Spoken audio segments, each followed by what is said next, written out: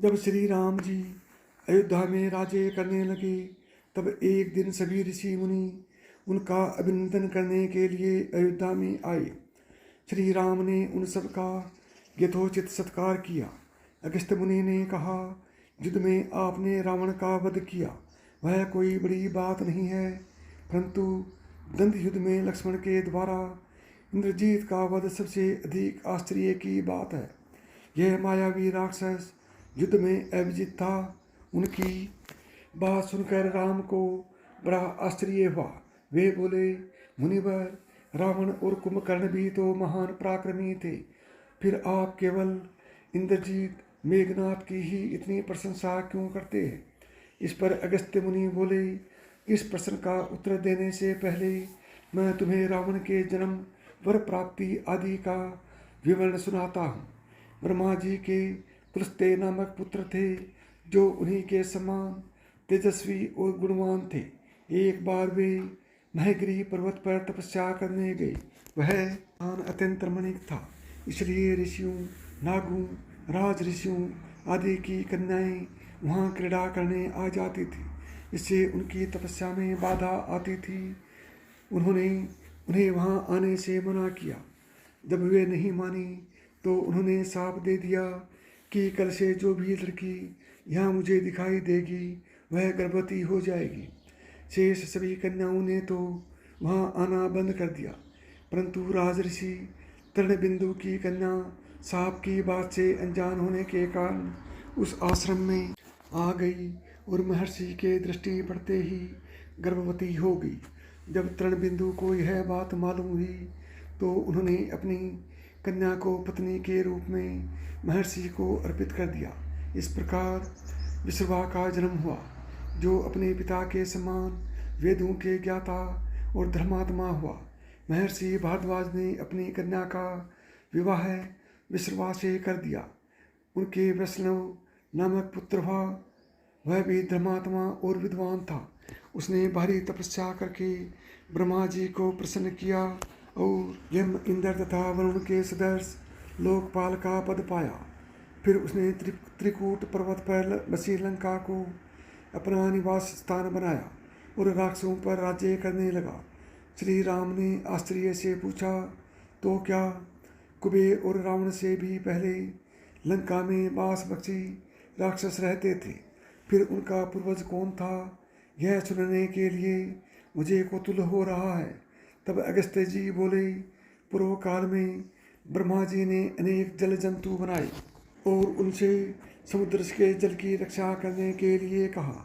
तब उन जंतुओं में से कुछ बोले कि हमें इसकी रक्षा करेंगे, और कुछ ने कहा कि हम इसका पूजा करेंगे। इस पर ब्रह्मा जी ने कहा, जो रक्षा करेगा वह राक्षस कहलाएगा, और जो पूजा करेगा वह यक्ष कहलाएगा। इस प्रकार वे दो जातियों में बट गए। राक्षसों में हेती और परहेती दो भाई थे। परहेती तपस्या करने चला गया, परंतु हेती ने भया से विवाह किया, और जिससे उसके विद्युतकेश नामक उत्पन्न हुआ।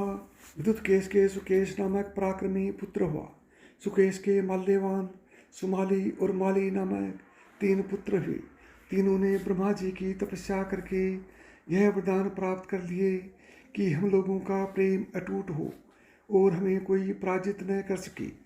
वर पाकर वे निर्भय हो गए और असुरों को सताने लगे। उन्होंने विश्वकर्मा से एक अत्यंत सुंदर नगर बनाने के लिए कहा। इस पर विश्वकर्मा ने उन्हें लंकापुरी का पता बताकर भेज दिया। वहाँ वे बड़े आनंद के साथ रहने लगे। मल्यवान के वज्रमुष्टि, विरूपाक्ष, दुर्मुख, सुप्तम, यज्ञको, मत और उन्मत नामक 7 पुत्र हुए। सुमाली के प्रस्तर, कंपन, विकट, कालिकामुख, धूम्राक्ष, दंड, सुपार्श्व, संघादि, प्रदस एवं भारकर्ण नाम के 10 पुत्र हुए। माली के अनल, अनील, हर और संपाति नामक 4 पुत्र हुए। ये सब बलवान और दृष्टि दुष्ट प्रकृति के होने के कारण ऋषि मुनियों को कष्ट दिया करते थे। उनके कष्टों से दुखी होकर ऋषि मुनिगण जब भगवान विष्णु की शरण में गए तो उन्होंने आश्वासन दिया कि हे ऋषियों, मैं इन दुष्टों का अवश्य ही नाश करूँगा। जब राक्षसों को विष्णु के इस आश्वासन की सूचना मिली तो उन्होंने माली के सेनापति में इंद्रलोक पर आक्रमण करने कर दिया। समाचार पाकर भगवान विष्णु ने अपने अस्त्र शस्त्र संभाले और राक्षसों का संहार करने लगे। सेनापति माली सहित बहुत से राक्षस मारे गए और शेष लंका की ओर भाग गए। जब भागते हुए राक्षसों का भी नरण संहार करने लगे तो मल्लेवान क्रुद्ध होकर युद्ध भूमि में लौट पड़ा। भगवान विष्णु के हाथों अंत में वह भी काल का ग्रास बन गया। शेष बचे हुए राक्षस सुमाली के नेतृत्व में लंका को त्याग कर पाताल में जा बसे और लंका पर कुबेर का राज्य स्थापित हुआ। अब मैं तुम्हें रावण के जन्म की कथा सुनाता हूँ।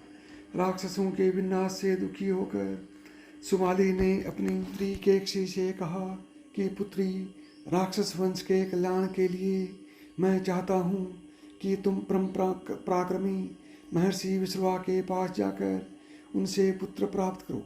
वहीं पुत्र हम राक्षसों की देवताओं से रक्षा कर सकता है। अगस्त्य मुनि ने कहना जारी रखा। पिता की आज्ञा पाकर केकसी विश्रवा के पास गई। उस समय भयंकर आंधी चल रही थी। आकाश में मेघ गरज रहे थे। केकसी का अभिप्राय जानकर विश्रवा ने कहा कि बद्रे, तुम इस कुबेला में आई हो, मैं तुम्हारी इच्छा तो पूरी कर दूंगा, परंतु इससे तुम्हारी संतान दुष्ट स्वभाव वाली और क्रूर कर्मा होगी। मुनि की बात सुनकर केकसी उनके चरणों में गिर पड़ी और बोली, हे भगवान, आप ब्रह्मवादी महात्मा हैं। आपसे मैं ऐसी दुराचारी संतान पाने की आशा नहीं करती, अतः आप मुझ पर कृपा करें। केकसी के वचन सुनकर मुनि विश्रवा ने कहा कि अच्छा, तो तुम्हारा सबसे छोटा पुत्र सदाचारी और धर्मात्मा। इस प्रकार केकसी के 10 मुख वाले पुत्र का जन्म हुआ, जिसका नाम दशग्रीव रखा गया। उसके पश्चात कुंभकर्ण, शूर्पणखा और विभीषण के जन्म हुए। दशग्रीव और कुंभकर्ण अत्यंत दुष्ट थे, किंतु विभीषण धर्मात्मा प्रकृति का था। अपने भाई वैश्रवण से भी अधिक पराक्रमी और शक्तिशाली बनने के लिए दशग्रीव ने अपने भाइयों सहित ब्रह्मा जी की तपस्या की। ब्रह्मा ने प्रसन्न होने पर दशग्रीव ने मांगा कि मैं गरुड़, नाग, यक्ष, दैत्य, दानव, राक्षस तथा देवताओं के लिए अवध्य हो जाऊं। ब्रह्मा जी ने तथास्तु कहकर उसकी इच्छा पूरी कर दी। विभीषण ने धर्म में अविचलित मति का और कुंभकर्ण ने वर्षों तक सोते रहने का वरदान पाया। फिर दशग्रीव ने लंका के राजा कुबेर को विवश किया कि वह लंका छोड़कर अपना राज्य उसे सौंप दे। अपने पिता विश्रवा के समझाने पर कुबेर ने लंका का परित्याग कर दिया और रावण अपनी सेना, भाइयों तथा सेवकों के साथ लंका में रहने लगा। लंका में जम जाने के बाद वह अपनी बहन शूर्पणखा का विवाह कालका के पुत्र दानवराज विद्युत विवाह के साथ कर दिया। उसने स्वयं दिति के पुत्र मय की कन्या मंदोदरी से विवाह किया, जो हेमा नामक अप्सरा के गर्भ से उत्पन्न हुई थी। विरोचन कुमार बलि की पुत्री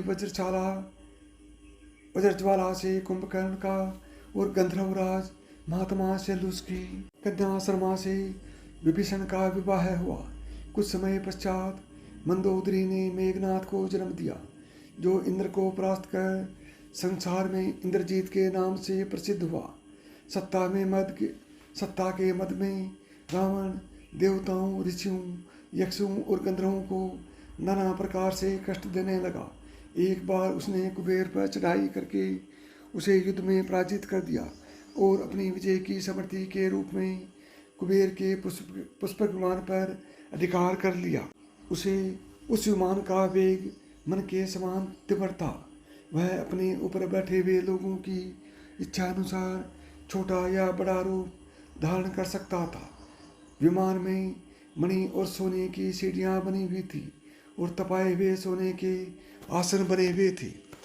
उस विमान पर बैठकर जब वह श्रवण नाम से प्रसिद्ध सरकंडों के विशाल वन से होकर जा रहा था तो भगवान शंकर के पार्षद नंदीश्वर ने उसे रोकते हुए कहा कि दशग्रीव, इस वन में स्थित पर्वत पर भगवान शंकर आ करते हैं, इसलिए यहाँ सभी सुर असुर यक्ष आदि का आना निषिद्ध कर दिया गया है।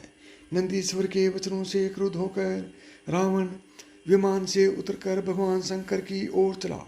उसे रोकने के लिए उसे थोड़ी दूर पर हाथ में शूल लिए नंदी दूसरे शिव की भांति खड़े हो गए। उनका मुख वानर जैसा था। उसे देखकर रावण ठहाका मारकर हंस पड़ा। इससे कुपित हो नंदी बोले कि दशानन, तुमने मेरे वानर रूप की अवहेलना की है, इसलिए तुम्हारे कुल का नाश करने के लिए मेरे ही समान पराक्रमी रूप और तेज से संपन्न वानर उत्पन्न होंगे। रावण ने इस ओर तनिक भी ध्यान नहीं दिया और बोला कि जिस पर्वत ने मेरे विमान की यात्रा में बाधा डाली है, आज मैं उसी को उखाड़ फेंकूंगा। यह कहकर उसने पर्वत के निचले भाग में हाथ डालकर उसे उठाने का प्रयत्न किया। जब पर्वत हिलने लगा तो भगवान शंकर ने उस पर्वत को अपने पैर के अंगूठे से दबा दिया। इससे रावण का हाथ बुरी तरह से दब गया और वह पीड़ा से चिल्लाने लगे। जब वह किसी प्रकार से हाथ न निकाल सके तो रोते रोते भगवान शंकर की स्तुति और क्षमा प्रार्थना करने लगा। इस पर भगवान शंकर ने उसे क्षमा कर दिया और उसके प्रार्थना करने पर उसे एक चंद्रमा नामक अस्त्र भी दिया। यही थी रावण के जन्म की कथा। श्री कृष्ण जय जय श्री कृष्ण। राधे राधे।